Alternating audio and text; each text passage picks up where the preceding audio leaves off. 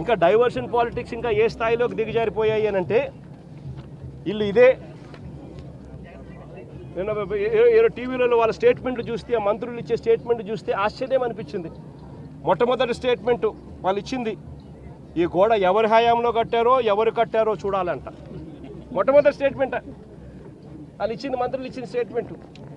అంటే అది కూడా వేరే వాళ్ళ మీద తోసేయాలని చెప్పి కాదు, మీ హయాంలోనే ఈ వారం రోజుల కిందటనే గోడ కట్టారు అని చెప్పి ఎప్పుడైతే తెలుసుకున్నారో అప్పుడేమంటారు, గోడ అనేది పిల్లలతో కట్టారో, సిమెంటుతో కట్టారో, బ్రిక్స్తో కట్టారో అనేది మాకు తెలియదు కదా అంటారు. మరి తెలియనప్పుడు మీరు మంత్రుల కమిటీ కింద ఎందుకు వచ్చినారు ఇక్కడికి? ముందస్తు ఏర్పాట్లు చేయడం కోసం మరి ఎందుకు వచ్చినారు? మరి మీ సమక్షంలోనే మీరు ముందస్తు ఏర్పాట్లు చేస్తూ ఉన్న పరిస్థితుల మధ్య ఈ గోడ కట్టడం ఎందుకు చేశారు? 60-70 అడుగులు గోడ పొడుగు, 10 అడుగుల ఎత్తు, కనీసం ఒక కాంక్రీట్ పిల్లర్ లేదు. గోడ ఏ రకంగా కట్టనిచ్చినారు? కొత్త గోడ అని తెలుసు, రాత్రి వర్షం పడిందని తెలుసు. చందనోత్సవం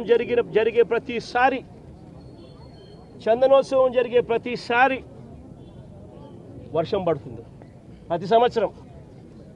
ఆ సెంటిమెంట్ కూడా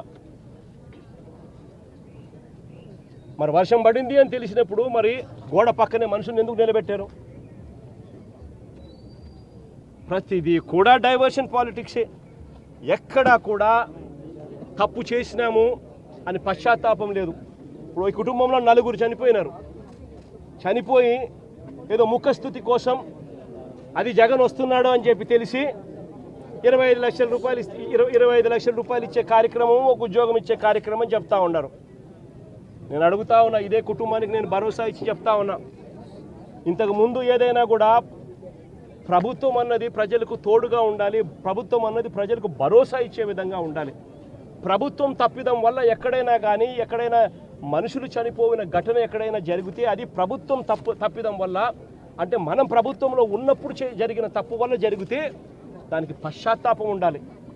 ఆ పశ్చాత్తాపానికి ఆ కుటుంబానికి మనం ఏమిస్తున్నాము అని చెప్పి మానవతా దృక్పథంతో ఆలోచన చేయాలి. ఇలాంటి ఘటన ఇంతకుముందు విశాఖపట్నంలో జరిగితే, ఇలాంటి ఇంచుమించు ఘటనే జరిగితే గ్యాస్ ఎల్జీ పాలిమర్స్లో ఇలాంటి ఘటనే జరిగితే అప్పట్లో జగన్ అనే వ్యక్తి ముఖ్యమంత్రిగా ఉన్నప్పుడు ఎంత ఇచ్చాడో తెలుసా?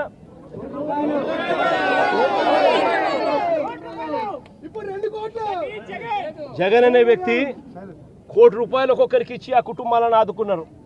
ఇప్పుడు ప్రభుత్వం తప్పిదం వల్ల, ప్రభుత్వం చేసిన తప్పిదం వల్ల ఈ ఘటన జరిగితే అసలు ఆ కుటుంబానికి నువ్వేం చేస్తా ఉన్నావు అని చంద్రబాబు నాయుడు గారిని అడుగుతా ఉన్నా.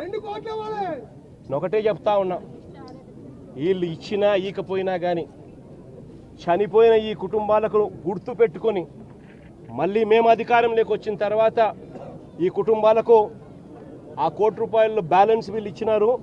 మిగిలిన బ్యాలెన్స్ డబ్బు మనం ప్రభుత్వం వచ్చిన తర్వాత నేను స్వయంగా ఇప్పిస్తానని చెప్పి కూడా చెప్తాను.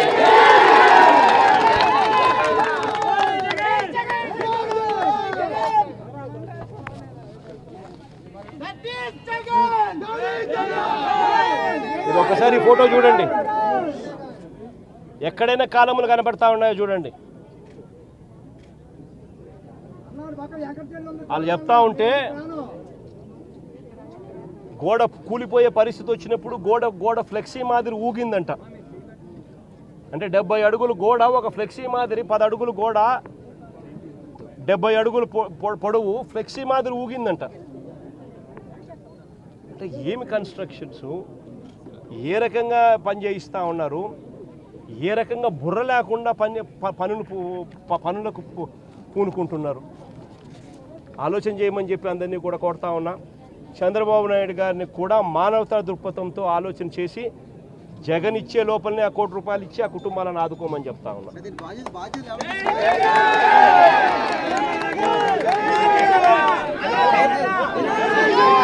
బాధ్యుల పైన